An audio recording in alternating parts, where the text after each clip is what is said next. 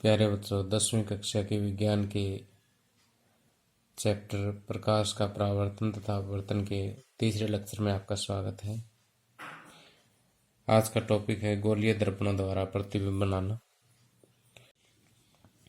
इस टॉपिक के अंतर्गत हम यह पढ़ेंगे कि यदि हमारे पास कोई अवतल दर्पण है या फिर कोई उत्तल दर्पण है, जब इनके सामने हम विभिन्न स्थितियों पर कोई बिंब या वस्तु रखते हैं तो उसका प्रतिबिंब कहाँ बनेगा और उसकी प्रकृति कैसी होगी, अर्थात कि वो उल्टा बनेगा या सीधा बनेगा, आभासी बनेगा, वास्तविक बनेगा, वस्तु से बड़ा बनेगा या वस्तु के बराबर बनेगा या वस्तु से छोटा बनेगा। इस टाइप की चीज़ों का हम अध्ययन यहाँ पर करेंगे। तो देखिए कि जैसे ये हमारे पास एक अवतल दर्पण है और ये हमने पिछले लेक्चर में पढ़ लिया था कि अवतल दर्पण जिस गोले का भाग होता है उसका केंद्र जो है वो वक्रता केंद्र कहलाता है और इसका जो परावर्तक पृष्ठ होता है उसका केंद्र जो है वो ध्रुव कहलाता है और ये मुख्य अक्ष है। सी और पी से गुजरने वाली जो सीधी रेखा है ये मुख्य अक्ष कहलाती है। मुख्य अक्ष के समांतर आने वाली किरणें जिस बिंदु पर आकर के यहाँ पर मिलेगी वो बिंदु जो है मुख्य फोकस कहलाता है। तो अब सबसे पहले हम अवतल दर्पण की बात करते हैं कि अवतल दर्पण पर हम वस्तु कहाँ रखें तो प्रतिबिंब कहाँ बनेगा, किस साइज का बनेगा और उसकी प्रकृति कैसी होगी। तो देखिए, यदि हम अवतल दर्पण की बात करें तो अवतल दर्पण में हम वस्तु कहाँ कहाँ पर रख सकते हैं। सबसे पहले तो वस्तु जो अनंत पे हो सकती है, अनंत पर हो सकती है। अनंत के बाद जैसे अनंत यानी काफ़ी दूर हो गया, उसके बाद जैसे वस्तु इधर आएगी तो ये सी से और अनंत के बीच में जो स्थिति होती है वस्तु की उसको कहते हैं सी से परे। फिर एग्जैक्टली आप सी पर भी वस्तु रख सकते हो। वस्तु को हम वैज्ञानिक भाषा में बिंब कहते हैं। बिंब, मैं जब भी यहाँ बिंब या वस्तु का नाम लूँ तो उसका मतलब एक ही है। तो पहली पोजीशन मैंने क्या बताया, अनंत पर, उसके बाद सी से परे, उसके बाद सी पर, फिर सी और एफ के बीच, सी और एफ के बीच, उसके बाद एफ पर और फिर एफ और पी के बीच।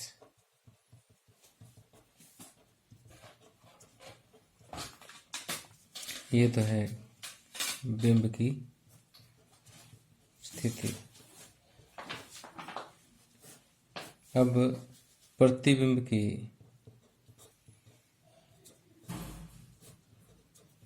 स्थिति, अगर वस्तु अनंत पर है तो प्रतिबिंब कहाँ बनेगा, एफ पर बनेगा। ये आपने याद रखना है। अब देखिए कि यदि वस्तु अनंत पर है तो प्रतिबिंब कहाँ बनेगा, फोकस पर बनेगा। और अनंत से आगे देखिए कि हम वस्तु जो है कहाँ रख सकते हैं, सी और अनंत के बीच में, जिसको हम बोलते हैं सी से परे। तो पहले प्रतिबिंब बना था एफ पर। जो वस्तु देखिए कि राइट हैंड साइड की तरफ आती है तो प्रतिबिंब लेफ्ट हैंड साइड की तरफ जाएगा, ये याद रखना आपने। तो प्रतिबिंब एफ और सी के बीच बनेगा। कहाँ बनेगा, एफ और सी के बीच। अब एक स्टेप और आगे आ जाइए। अब वस्तु आ गई सी पर, प्रतिबिंब कहाँ था, एफ और सी के बीच में। जो आपने वस्तु राइट की तरफ सरकाए तो प्रतिबिंब लेफ्ट की तरफ आ जाएगा, यानी ये भी सी पर आ जाएगा। अब वस्तु जो है सी और एफ के बीच में थोड़ा और राइट तो प्रतिबिंब भी थोड़ा और लेफ्ट। सी और एफ के बीच में है तो प्रतिबिंब चला जाएगा सी से परे। अब वस्तु को आप ले आए कहाँ पर, एफ पर, तो प्रतिबिंब यहाँ था, अब ये और भी आगे यानी अनंत पर चला जाएगा। अब वस्तु आ गई एफ और पी के बीच, एफ और पी के बीच अगर आ गई है तो अनंत से आगे तो कुछ है ही नहीं। अब जो प्रतिबिंब बनेगा वो कहाँ बनेगा? दर्पण के पीछे बनेगा, दर्पण के पीछे। ओके, अब ये तो है प्रतिबिंब की स्थिति। अब प्रतिबिंब का साइज, प्रतिबिंब का साइज। अब देखिए, सबसे पहले जो साइज बनेगा यानी जो एफ पर बनता है वो बिल्कुल छोटा बनेगा। हिंदी में इसको बोलते हैं बिंदु साइज, अत्यधिक छोटा। अत्यधिक छोटा से फिर उसके बाद ये बनेगा छोटा। उसके बाद जैसे वस्तु की स्थिति और प्रतिबिंब की स्थिति एक ही जगह पर आ गई तो यहाँ पर बनेगा वस्तु या बिंब के बराबर, बिंब के बराबर। अब पहले बिंदु साइज, फिर छोटा, फिर बराबर, अब बड़ा बनेगा। ठीक, अत्यधिक बड़ा है, विवर्धित बोल दे सकते हैं, विवर्धित। और यहाँ पर भी इसको हम दर्पण के पीछे जो बनेगा वो भी विवर्धित बनेगा। विवर्धित का मतलब बड़ा ही होता है। तो यहाँ से आपको समझ आ गया होगा कि वस्तु हम कहाँ पर रखें तो उसकी प्रतिबिंब की स्थिति कैसी होगी, उसका साइज कैसा होगा। साइज तो देखिए यहाँ से इधर बढ़ता ही जाएगा। ठीक, पीछे बनेगा वो भी बड़ा ही बनेगा। वस्तु जो है वो लेफ्ट से राइट की तरफ आएगी और प्रतिबिंब राइट से लेफ्ट हैंड की तरफ जाएगा। ठीक, तो इस तरह से आप इसकी स्थिति याद रख सकते हैं। साइज भी आसान नहीं है कि छोटे से बड़ा होता जाएगा। अब प्रतिबिंब की प्रकृति, प्रकृति बिल्कुल सिंपल है, याद रखना कि इस साइड जितने भी इमेज बनेंगे वो सारे उल्टे बनेंगे। कैसे बनेंगे? उल्टा, इधर भी उल्टा, उल्टा, उल्टा और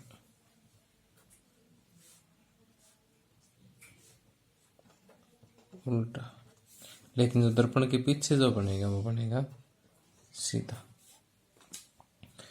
और प्रकृति में एक चीज और लेते हैं कि इधर जो बनेगा वो वास्तविक प्रतिबिंब बनेगा, वास्तविक।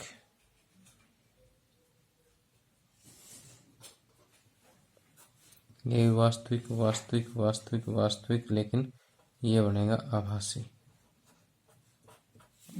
ठीक, तो इस तरह से हम जो एक सारणी तैयार कर सकते हैं और इसे हम याद भी रख सकते हैं कि जब बिंब की स्थिति कौन सी है तो प्रतिबिंब की स्थिति कौन सी होगी, उसका साइज कैसा होगा और उसकी प्रकृति कैसी होगी।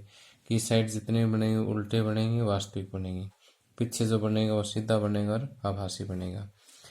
अब कई बच्चे कहते हैं सर ये वास्तविक और आभासी क्या होते हैं, तो इसको मैं डिटेल से तो आपको बाद में बताऊंगा, लेकिन अभी आपको इसका एक मोटा सा आइडिया दे देता हूँ कि वास्तविक प्रतिबिंब कौन सा होता है जिसको आप स्क्रीन पर ले सकते हो, यानी जिसको आप पर्दे पर दिखा सकते हो, वास्तविक प्रतिबिंब होता है।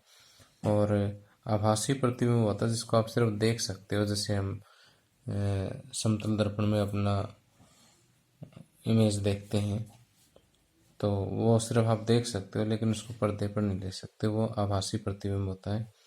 तो एक छोटे से एक्सपेरिमेंट के थ्रू मैं आपको बताता हूँ कि वास्तविक प्रतिबिंब कौन सा होता है, आभासी कौन सा होता है। चलो देखिए एक्सपेरिमेंट। समतल दर्पण में बना प्रतिबिंब है। जैसे पेंसिल है, इसका प्रतिबिंब आप समतल दर्पण में देखिए, दर्पण पड़ा है, इस दर्पण में आप देख सकते हैं, लेकिन इसे आप स्क्रीन पर नहीं ले सकते, एक पर्दे पर शो नहीं कर सकते। तो ये जो प्रतिबिंब आपके सामने दिखाई दे रहा है, ये कैसा है? आभासी प्रतिबिंब है, जबकि वास्तविक प्रतिबिंब को हम पर्दे पर ले सकते हैं। तो देखिए कि मेरे सामने जो है मेरे रूम का एक दरवाज़ा है, इसको ध्यान से देखिए ऊपर तक, ऊपर जैसे इसके सरिये से लगे हुए हैं, नीचे दरवाज़ा है। तो मैं इस दरवाजे का प्रतिबिंब जो है अवतल दर्पण के द्वारा यहाँ पर सामने स्क्रीन पर ले रहा हूँ कि जैसे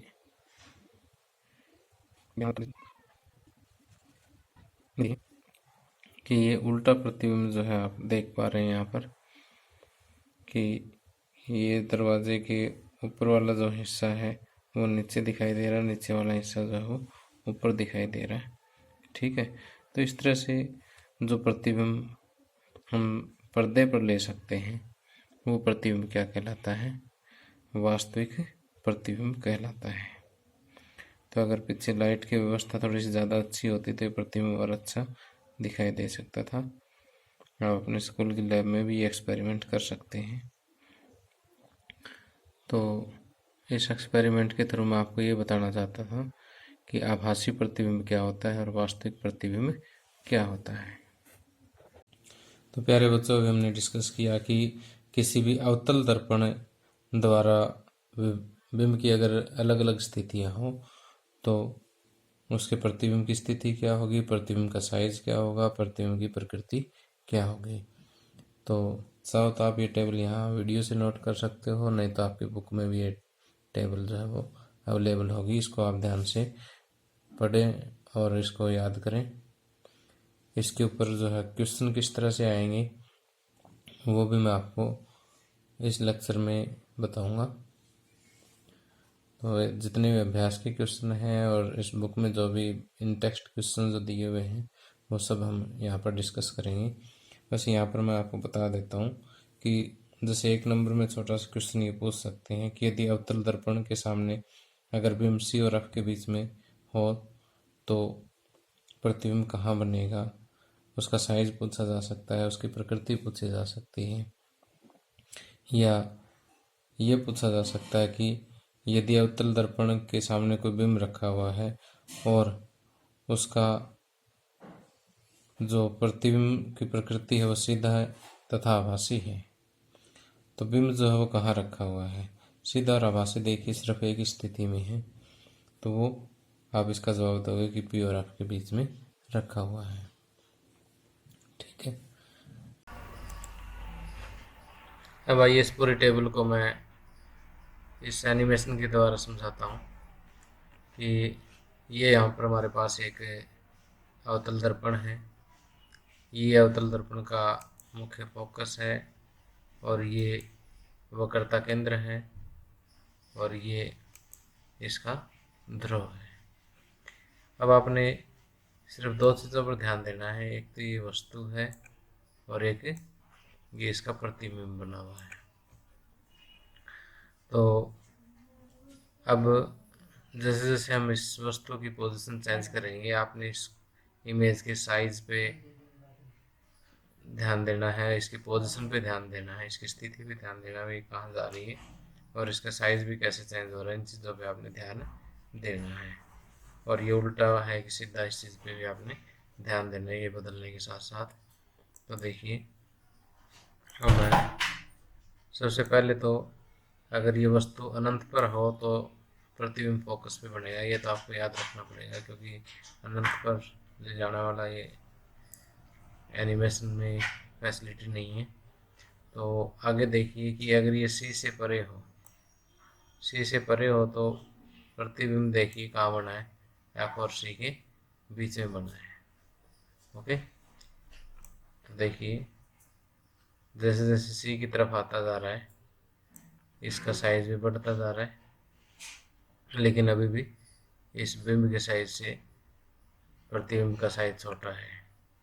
लेकिन जैसे ही हम इसको सी पर लेकर आएंगे तो देखिए दोनों का साइज क्या होगा, बराबर हो गया, और वस्तु भी सी पर है और प्रतिबिंब भी सी पर है। इसी तरह से अगर वस्तु सी और एफ के बीच में जाएगी, ये वस्तु सी और एफ के बीच में जाएगी तो प्रतिबिंब सी से परे चला जाएगा। साइज भी देखिए बड़ा है और अभी भी उल्टा है। और इसी तरह से अगर ये हम फोकस पर ले आते हैं तो देखिए कि आगे समांतर किरणें बनती है, आगे अनंत पर जाकर के मिलती है, तो इसका मतलब इसका प्रतिबिंब कहाँ बनेगा, अनंत पर बनेगा। अब अगर F और P के बीच में अगर हम वस्तु को ले आते हैं तो देखिए प्रतिबिंब जो है वो दर्पण के पीछे बनेगा और सीधा बनेगा। और यहाँ पर देखिए किरणें सिर्फ मिलती हुई प्रतीत होती है, इसका मतलब ये क्या है, आभासी प्रतिबिंब है, या यहाँ से निकलती हुई प्रतीत होती है, तो ये क्या है, आभासी प्रतिबिंब है। तो यहाँ ध्यान देने योग्य बात यही है कि आभासी प्रतिबिंब जो है सिर्फ एक ही केस में बनता है, जब वस्तु या बिंब कहाँ रखा हो, एफ और पी के बीच में रखा हो। और आभासी प्रतिबिंब हमेशा सीधा होता है और बड़ा होता है, इसको याद रखिए, इस क्वेश्चन आते हैं। तो बाकी ये जो किरणें जो यहाँ पर आपको दिखाई दे रही है, इसके बारे में चर्चा हम डिटेल से नेक्स्ट वीडियो में करेंगे। अभी तक के लिए इतना ही। Thank you, have a nice day.